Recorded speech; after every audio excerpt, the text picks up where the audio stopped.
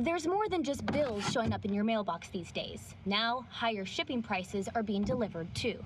As fuel prices climb, transportation costs are rising right along with them. That means if you're shipping a package, you're likely to be paying more. The USPS implementing an 8% temporary increase on standard shipping rates for both everyday customers and businesses. Postal officials say the temporary adjustment is meant to offset rising fuel and transportation costs. So this is the concerning part of what we're worried about, because then this creates a bigger problem than just higher fuel cost, obviously, because now we have to pay higher prices for other products as well. But this price increase doesn't apply to all mail. It mainly affects certain package shipments, while regular mail like stamps isn't included. Renee Nicole Good.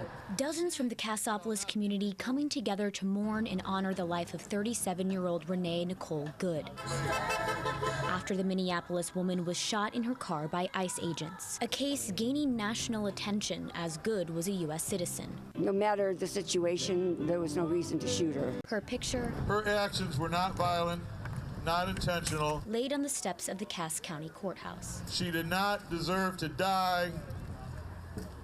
She did not deserve to die. Now you've learned these Bago Township sirens are tied to the same issue you uncovered 8 months ago. Yeah, Elkhart County Emergency Management tells me that this goes beyond just broken equipment. They say it's part of a larger breakdown, confusion over who's responsible for activating the sirens. In fact, they say officials may have never known these sirens weren't working if not for a statewide alert test back in early March. When sirens are tested, you should hear this. But in Cleveland Township today, it sounded like this. WSBT first uncovered broken sirens in Cleveland Township last August. And tonight, Elkhart County Emergency Management says those issues are connected to what's happening now in Bago Township. These ads playing almost nonstop on TV, social media, and the radio. And tonight, we're taking you inside one of the most expensive and aggressive political battles in Indiana. Liberal rhino Linda Rogers.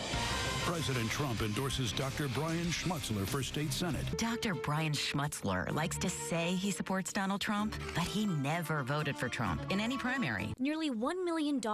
That's how much money incumbent state senator Linda Rogers says she's pouring into her campaign and advertising against her opponent, Dr. Brian Schmutzler, an Indiana physician who's been publicly endorsed by President Trump. But experts say this amount of advertising isn't typical for the primaries, and it all has to do with last December's congressional redistricting vote. It is unusual for a president to take this much of an interest in state legislative races at the primary level. This 4th of July weekend, one LaPorte County attraction is taking its celebrations back in time. The Heston Steam Museum marking the road to America with historic train rides that show how Americans traveled generations ago. This historic outdoor museum inviting families to find an adventure here and step back in time this weekend. The 155 acres of steam-powered equipment on full display. The nonprofit museum preserving and presenting these steam machines to continue to share their historical impact. It was how America grew. You need steam, you need power to do anything. This is how America grew, from farms to trains to making things to cutting wood to make the houses.